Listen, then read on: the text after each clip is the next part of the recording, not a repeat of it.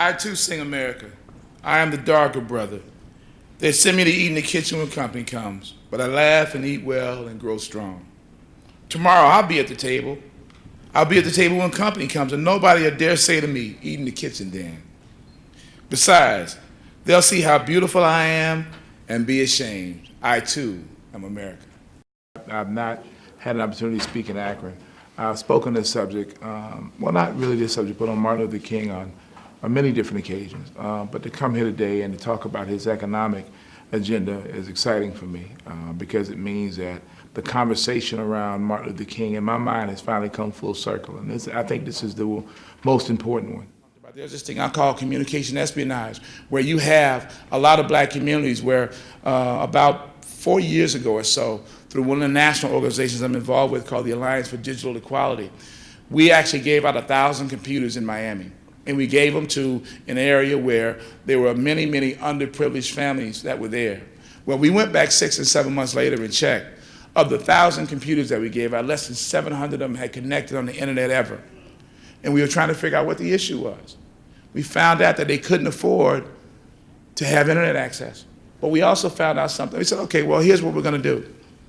We're going to give you a Wi-Fi connector because we figured we could not pay the monthly fee, so we'd give them Wi-Fi. And they would have to go to the libraries and use the Wi-Fi network to be able to access it. Then we realized that they did not have the level of literacy skills available to even understand how to get an email address. And and those of us that take for granted what seems to be something that we go and we hit the computer and we turn it on, we've got still a whole underdeveloped country that exists within the United States that needs our help. So King's economic agenda hasn't really made it everywhere that it needs to. We still have work to do.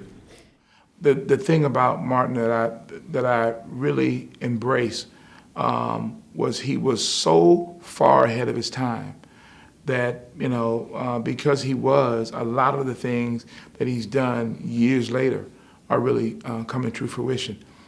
He has certainly been a convener for all of us. What the men of Alpha Phi Alpha did to have the only non-president to have a monument on the mall is a significant step. Not just because he's Dr. King, but it's a significant step because folk of color have come together and decided that this legacy is worth a legacy that the United States needs to know more about. So it's bigger than a holiday. It's about the struggle of people of meager means, really playing a significant part in building America. Dwayne Wade went to China and invested in a company called Lining, where he now picks out the plastics and the polymers and the rubber. He's a manufacturer of a tennis shoe from the ground up. And people are saying, well, you're not going to make it. It's not Nike, it's not Reebok, it's not Adidas. It's called Lining. Why in the world would you think this tennis shoe is going to make it? The first run of over, I think, 100,000 tennis shoes, he sold out. He not only made money from the manufacturer's rep perspective, selling it as a wholesaler, and then as a retailer, he made money on buying the actual materials. So think about this. For those of us that understand the value of doing business with people that do business with us, what's better than that? He's taking a tremendous risk, financing this company, going over to China, marketing this thing as a worldwide entity. And by the way, there's something called the NBA International that's starting to crop up everywhere. It's part of the reason why LeBron is invested in a soccer team. I mean, they get it. They understand that if you're going to really become an international mogul, you have to play at that international level. So when we think about King's economic agenda, we all knew that it wasn't just a Southern agenda. We all knew that it wasn't just King saying, we want to make sure that we get free, y'all. This is about real money. It's about us building our own communities and our own nations.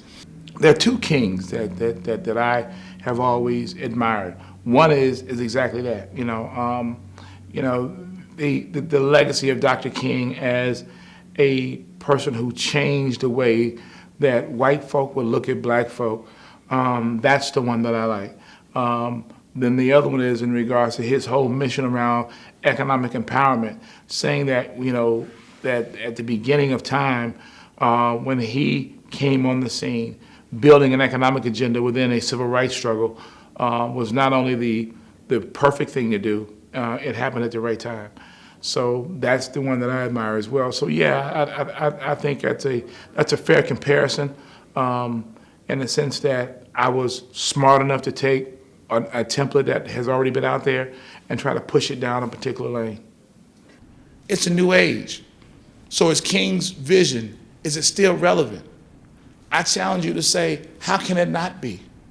I challenge you to also think that what we're now talking about is that poem that I mentioned about Langston Hughes in the beginning. They're eating at the table now. They're strong. They too are America. Thank you.